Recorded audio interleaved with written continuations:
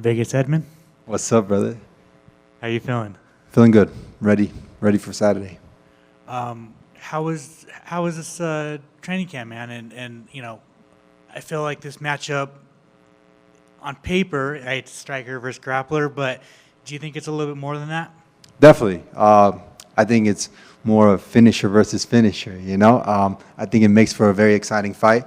Training camp's been amazing. Going off of the last one, skill building on the last one. So, yeah, it's always been great. Now I'm ready.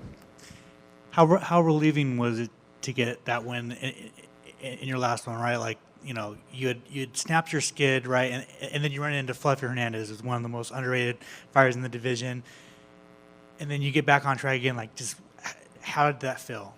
Felt good. Especially going through the adversity in that fight, coming back after, he caught me with a good shot. But, yeah, it was definitely a good learning experience for me. And, yeah, now I'm here to do even better now. I'm sure you've heard, the criticism that's like, yeah, Edmen's going to hurt GM3 early, and then his gas tank's going to run out, and blah, blah, blah, blah, blah. So are you ready to show the doubters even some more stuff? I haven't heard those before, but I'm ready for war. I can tell you that. Like, I'm in prime shape. I'm in dog shape to be, going all the way strong. Who are some of your main training partners at this camp? The usual, the guys at Extreme always pushing me. There's a bunch of them to list them, but all the guys at Extreme, they've helped me a lot, and they're, always pushing the limits with me. And now that you've been at Extreme for a few years now, man, like, I guess how much has that really improved you and helped you grow as a fighter? It's helped me tremendously. A group of guys there that are always killers, and that come to 100% every time. It's awesome. And obviously we had the champ there, Sean, former champ.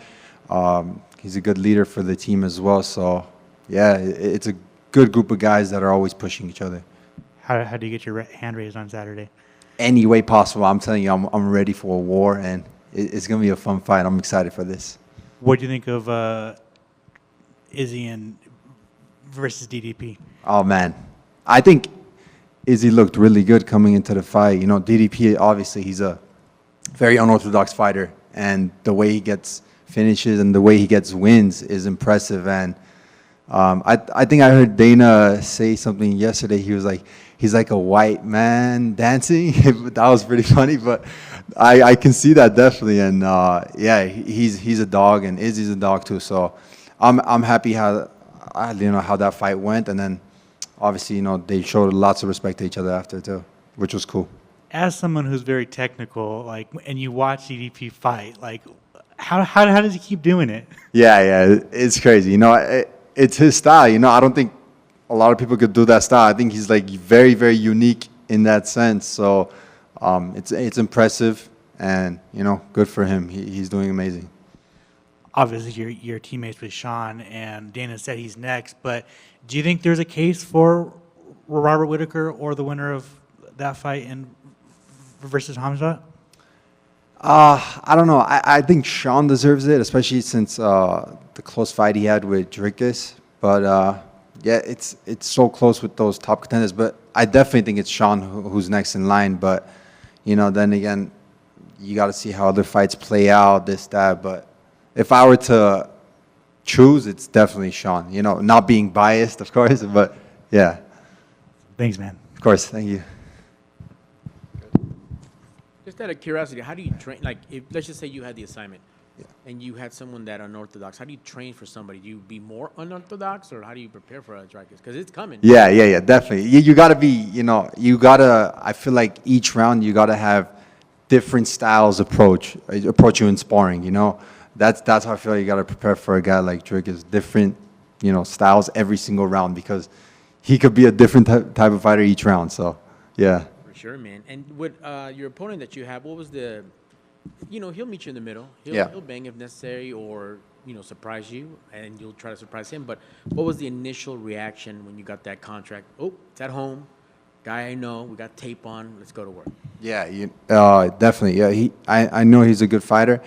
He's had lots of fights in the UFC, like myself, and yeah, finisher versus finisher. I think it excites me. You know, it's an exciting fight, and these are the type of fights that really get me motivated to work even harder to show my skills against a guy like him. Did you do anything different for this one? I know, you have your crew, you have the people that's like family, really. But is there anything that you kind of added to this one as you continue to evolve and progress as an MMA fighter? Yeah, just constant turn up of my training camps. We see what went wrong in the last fight, and just fine tuning from the training camps and just harder work, I'd say. You know, I always work hard, but it's just we're finding ways to work even harder each time. Awesome, man. Well, you had me at finisher versus finisher. Can't wait to see it on Saturday. Yes, sir. Thank you. Appreciate it. I just have one. Sorry, I just want to know what you think about the other middleweight fight that we saw between. Now I'm drawing a blank. Brendan Allen and Marvin Vettori. Oh man, Marvin's my boy. You know, I'm always backing Marvin in that, and you know, I love Marvin, so I'm always on Marvin's side there. Yeah, I got him winning all the time. Again, definitely, I got him winning if they fight.